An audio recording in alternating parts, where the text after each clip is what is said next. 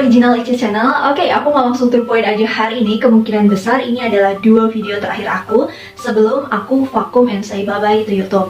Tapi ini vakum ya guys, jadi perlu ditekanin lagi. Vakum itu artinya berhenti untuk sementara. Jadi aku pasti akan kembali lagi di dunia per-YouTubean, tapi aku nggak tahu itu kapan gitu. Bukan karena sekarang aku lagi jenuh atau aku lagi bosen, lagi nggak mau nge-YouTube, bukan. Aku sangat-sangat enjoy selama ini dalam dunia per-YouTubean, sharing-sharing sama kalian gitu, bahkan sampai DM-DM-an dan temenan sama kalian di Instagram gitu. Tapi ada hal yang harus aku selesaikan di tahun ini dan cukup membutuhkan fokus yang sangat besar gitu. Dan aku ngerasa ini lumayan sedih ya.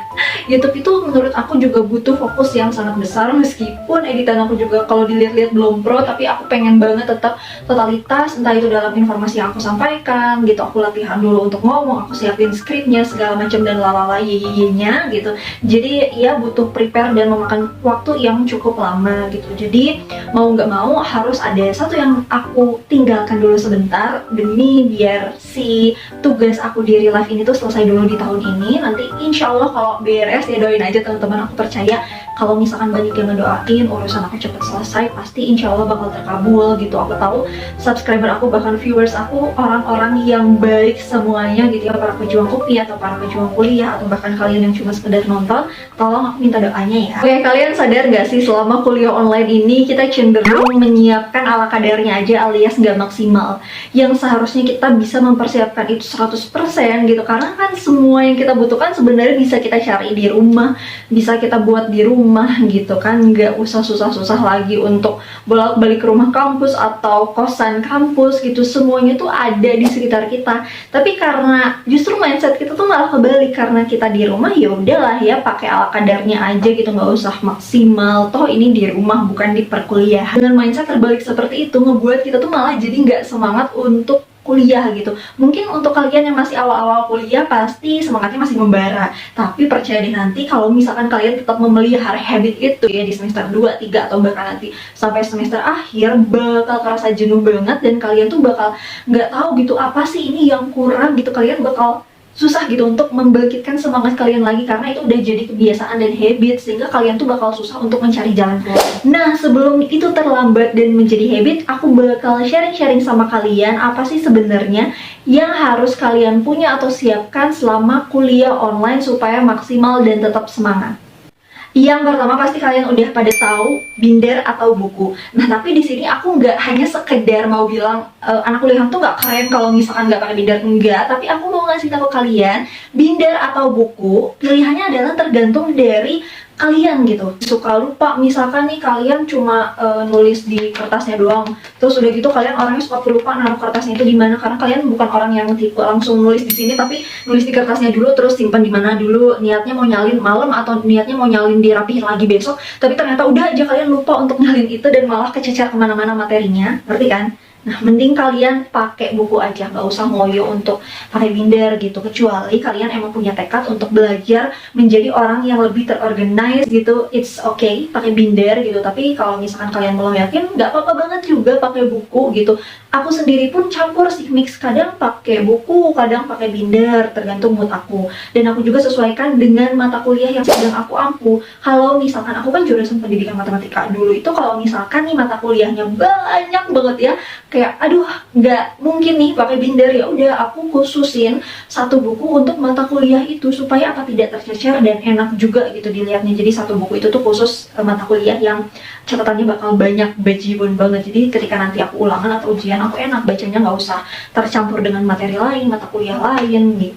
Percaya deh, pakai binder itu sebenarnya banyak banget godaannya kayak yang tadi aku sebutin. Jadi apalagi kalau misalkan nanti kuliah offline ya, kalian tuh bakal tergoda untuk ya udahlah aku ke kampus bawa kertasnya aja tanpa bawa bindernya. Nah, bawa kertasnya aja tuh. Kalian misalkan punya banyak tas, terus nanti tiba-tiba besokannya atau beberapa minggu kemudian kalian lupa naruh catatan mata kuliah, misalkan kalkulus, gimana ya?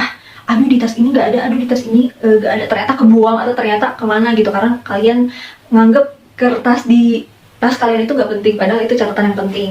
Tapi kalau misalkan kalian aduh masih mau ngoyo lagi pakai binder, oke, aku bakal kasih lagi tipsnya. Coba deh belajar untuk kayak bedain gitu warna kertas per mata kuliah. Misalkan yang warna pink itu untuk mata kuliah A, yang hijau itu mata kuliah B, yang C mata kuliah apa. Karena ketika itu ada kemungkinan tercecer, kalian setidaknya masih ingat, oh yang warna hijau ini harus dibawa saat hari apa. Itu simple sih, mungkin udah banyak orang yang tahu, tapi masih ada kok orang yang bingung gitu. Gimana sih tips biar binder kita rapi atau setidaknya tidak pusing saat mau ngerapihin tulisan-tulisan kita gitu. Lalu ini masih saudaranya binder nih ya, jadi kalian bisa juga siapin spidol dan pulpen berwarna supaya kalian lebih mudah lagi mengingat materi-materi yang sudah kalian tulis. Nggak tahu ya orang kebanyakan kayak gimana, tapi kalau aku sendiri ketika warna tinta tuh hitam semua, aku tuh bakal lebih lama dalam memahami materi yang udah aku tulis. Tapi ketika aku pakai pulpen yang berwarna, nggak tahu ya, mungkin di alam bawah sadar aku tuh jadi udah tahu, oh kalau warna ini tuh ini penting loh untuk diingat. Jadi aku udah bisa tahu, oh kalau warna ini apa, sehingga otak aku jadi lebih mudah untuk mencerna informasi yang sedang aku baca. Dan yang kedua, bisa kalian siapkan notes kecil. Jadi ada dua tipe notes yang akan kalian tempel nanti di dinding, atau notes yang akan kalian bawa kemanapun kalian pergi gitu. Ini manjur banget untuk kalian yang pelupa dan juga susah untuk mengorganize gitu.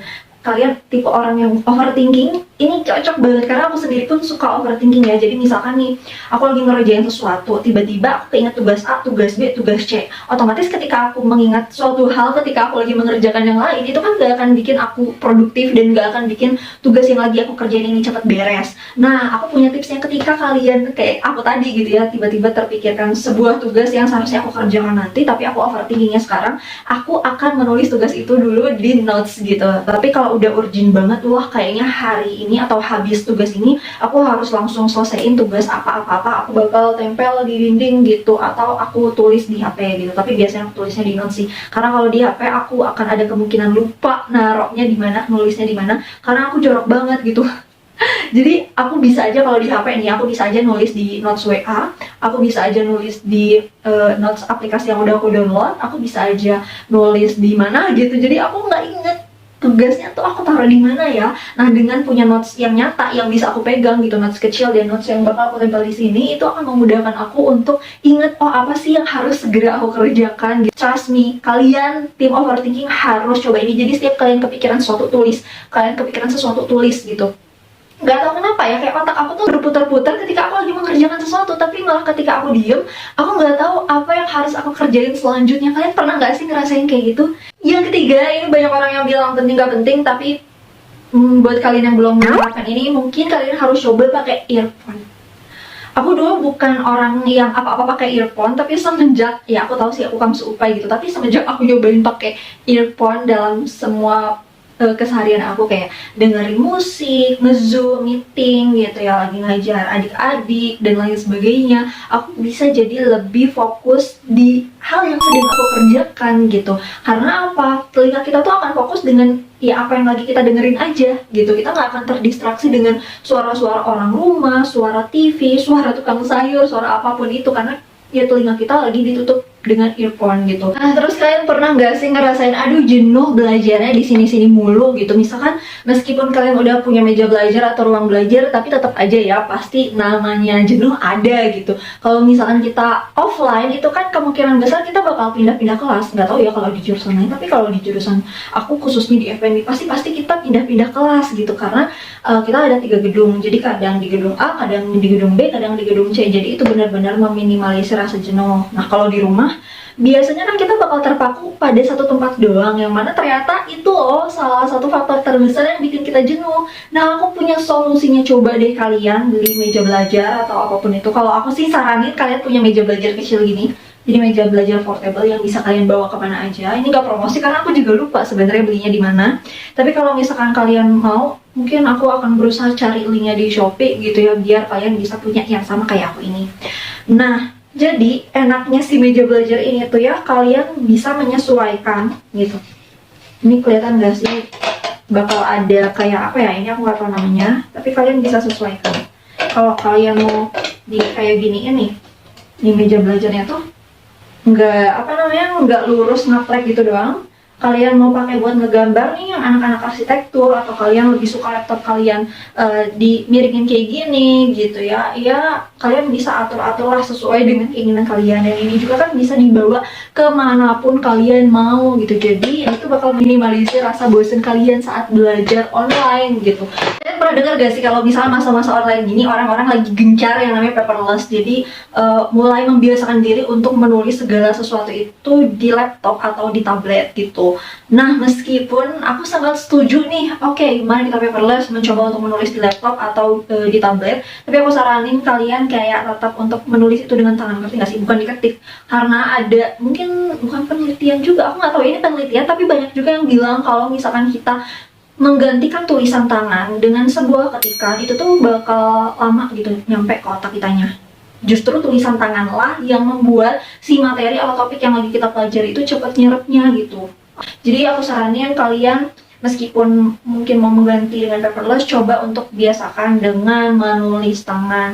Nah, kenapa aku saranin kalian untuk menggunakan atau mempunyai laptop dan tablet? Karena kan kuliahnya online nih ya, kayak kalau kalian nggak ada laptop atau tablet itu akan menyulitkan kalian juga dalam melaksanakan kuliah online, karena tugas apa-apa sekarang kan pasti kalau nggak di Word, bikin PPT, kumpulin di Google Classroom dan lain sebagainya. Yang mana kalau misalkan kalian mengandalkan HP doang, layarnya kecil, itu bakal bikin kepala kalian cepet pusing, kalian nggak akan fokus gitu kan. HP itu biasanya tempat kalian untuk apa ya istilahnya, tempat kita untuk bersosial media, TikTokan, Instagram, tempat hiburan lah, masa nyatu dengan tempat kalian untuk belajar. Nah, itu juga bakal bikin gak kondusif, karena ada kemungkinan besar kalian bakal mudah untuk terdistraksinya gitu. Ketika kalian lagi jenuh aja padahal baru 5 menit nugas, misalkan kalian akan dengan mudah bisa buka TikTok, Instagram gitu. Jadi aku saranin kalian memisahkan media belajar dengan media hiburan kalian. Jadi HP oke, cukup untuk TikTokan, WA-an, Instagraman gitu, tapi untuk nugas dan lain-lain kalian bisa gunakan media seperti laptop ataupun tablet. Oh iya, dengan menggunakan laptop juga kalian bisa menggunakan fitur rekam suara saat dosen menjelaskan gitu. Dan kamu juga bisa langsung mengerjakan tugas setelah selesai kuliah. Ini bener banget guys, kalau misalkan di HP ini kita kan selesai kuliah, aduh pasti ada kemungkinan besar ingin sosmedan dan lain-lain. Tapi kalau misalkan di laptop, karena ya udah kadung, bahasa Jawanya ya udah terlanjur buka laptop, mungkin kemungkinan besar untuk kalian semangat tugasnya akan semakin tinggi. Nah, kedua dari terakhir adalah kacamata anti radiasi. Sebenarnya di sini aku belum punya, aku masih pesen di Shopee gitu, karena dari kemarin-kemarin aku masih mikir aku harus beli yang mana ya, nanti aku cantumin aku akhirnya beli yang mana gitu. Karena kemarin-kemarin sempat aku tergiur dengan kacamata anti radiasi yang harganya itu cuma 10.000 sampai 15 ribuan, dan tapi aku mikir-mikir kayak mungkin gak sih kacamata anti radiasi untuk blue light ya, khususnya untuk cahaya laptop ya, cahaya biru gitu, masa sih harganya cuma segitu gitu. Karena aku ngerasa kayak nggak masuk akal aja, dan buat itu nggak mudah gitu.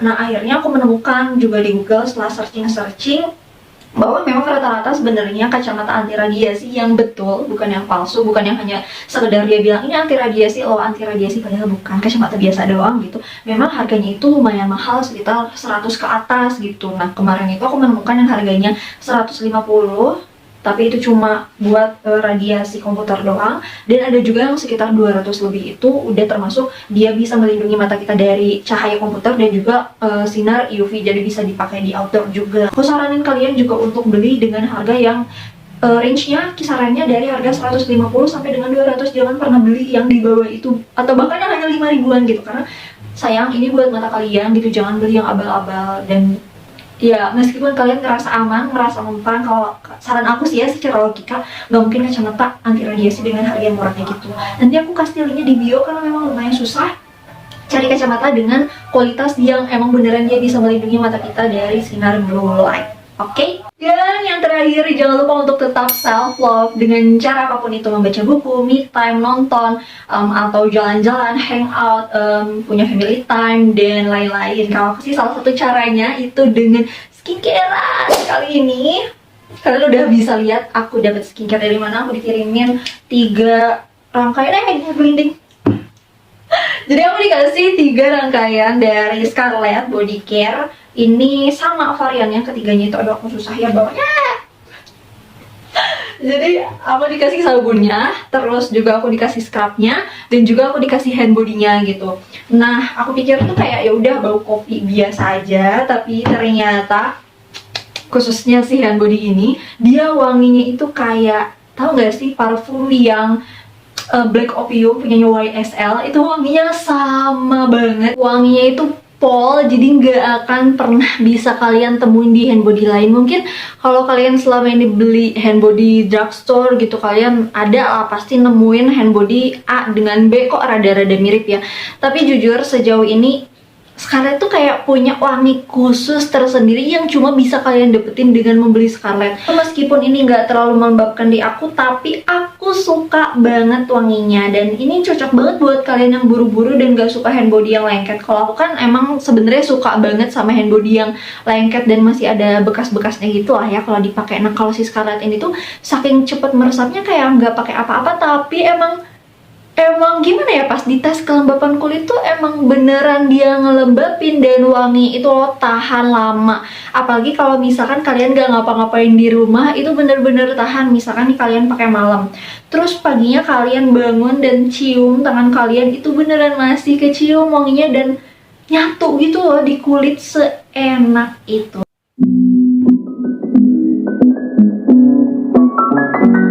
Sebelum kita rutin skincarean pakai Scarlett, aku mau tunjukin dulu kondisi kulit aku yang emang sengaja aku udah nggak scruban sekitar sebulan lebih. Sebenarnya bukan sengaja sih, nggak sengaja ya, tapi kebetulan banget Scarlett ngirimin aku body care. Jadi ya mari kita sekalian aja rawat lagi kulit aku yang udah lama nggak dirawat ini.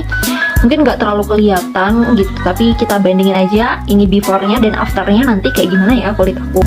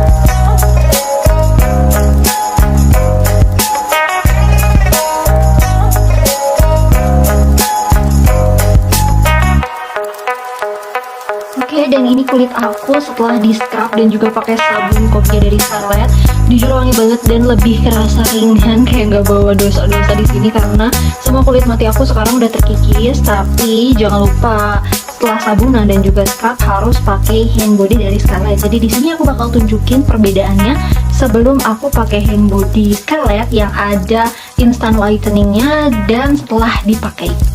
Jadi sekarang aku tinggal pakai hand body-nya, jangan lupa diputar dulu biar bisa ditekan. Dan kita pakai secukupnya aja.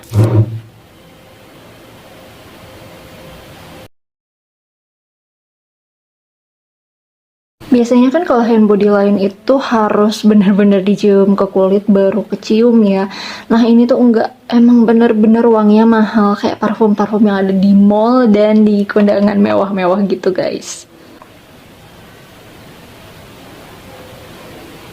Nih kalian bisa lihat pasti lebih putih yang sebelah sini daripada yang ini, karena yang tangan kanan itu belum aku kasih sabun, belum aku scrub, belum aku hand bodyin sama sekali. Tapi yang sebelah sini udah. Nih mereka sama-sama kena pencahayaan yang sama karena ini aku pakai ring light tuh. Putihnya itu nggak bikin kulit abu-abu. Dan emang langsung bikin halus.